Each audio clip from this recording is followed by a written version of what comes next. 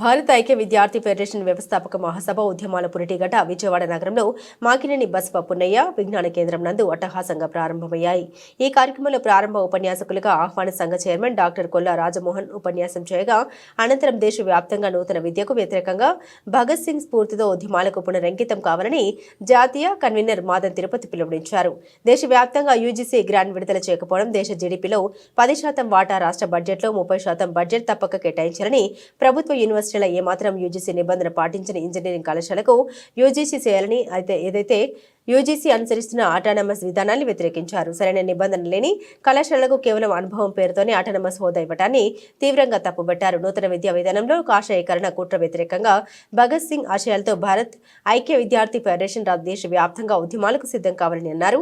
ఈ కార్యక్రమంలో భారత ఐక్య విద్యార్థి ఫెడరేషన్ ఈ కార్యక్రమంలో ముఖ్య అతిథిగా జాతీయ కన్వీనర్ మాదన్ తిరుపతి, జాతీయ వంగూరు వెంకటేశ్వర్లు, ఆంధ్రప్రదేశ్ రాష్ట్ర కార్యదర్శి సందీప్ ఉదయ్ కుమార్, తెలంగాణ రాష్ట్ర అధ్యక్షులు తాటికొండ రవి, ప్రజాతంత్ర బాధ్యులు మర్రెడ్డి వెంకటరెడ్డి తదితరులు పాల్గొన్నారు. మాదన్ తిరుపతి యూఎస్ఎఫ్ఐ జాతీయ కన్వీనరు.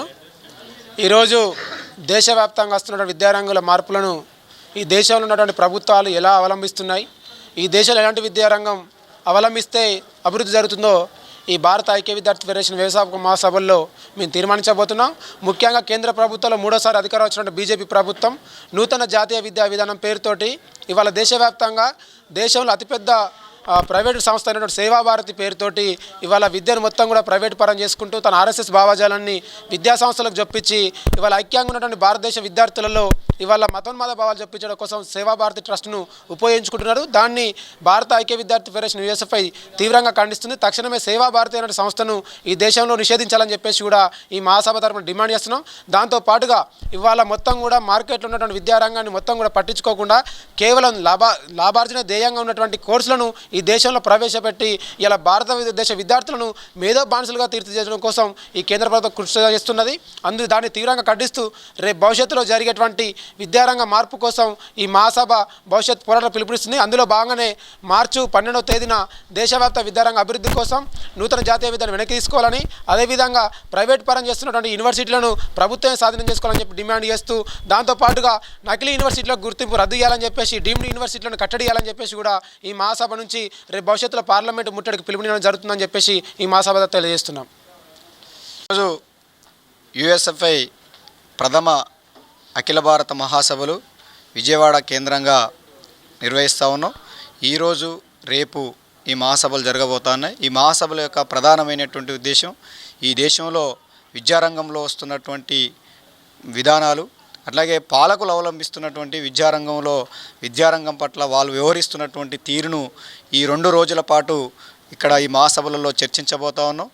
అదేవిధంగా ఈరోజు ఈ దేశంలో బీజేపీ అధికారంలోకి వచ్చిన తర్వాత విద్యారంగం ఏ రకమైనటువంటి వ్యాపారీకరణ అవుతుంది, అదేవిధంగా కొత్త విధానాలతోటి విద్యారంగాన్ని మరింత కార్పొరేట్ శక్తులకు అప్పజెప్పాలనేటువంటి ఒక కుట్ర పెద్ద ఎత్తున దేశంలో కొనసాగుతోంది.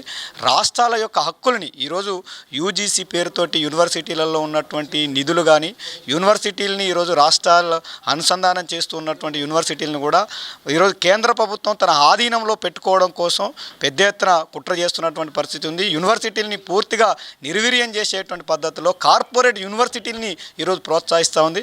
ప్రధానంగా ప్రైవేట్ యూనివర్సిటీలు విచ్చలవిడిగా పుట్టుకొస్తూ ఉన్నాయి. ప్రభుత్వ యూనివర్సిటీలలో వీసీలు ఉండట్లేదు, అట్లాగే ఫ్యాకల్టీ ఉండట్లేదు, ప్రొఫెసర్స్ ఉండట్లేదు, హాస్టల్ సౌకర్యం ఉండట్లేదు, మంచినీళ్ళు ఉండట్లేవు, అట్లాగే కనీసం విద్యార్థులకి భోజన సౌకర్యం కూడా పెట్టేటువంటి పరిస్థితి లేదు. ప్రభుత్వ యూనివర్సిటీల్లో చదువుతున్నటువంటి విద్యార్థులకు పిహెచ్డి చేస్తున్నటువంటి వాళ్ళకు ఫెలోషిప్లు ఇవ్వాలి, ఆ ఫెలోషిప్లను కూడా ఆపేస్తున్నటువంటి పరిస్థితి ఈరోజు దేశంలో ఉన్నటువంటి జవహర్లాల్ నెహ్రూ యూనివర్సిటీ నుంచి మొదలుకొని హైదరాబాద్లో ఉన్నటువంటి ఉస్మానియా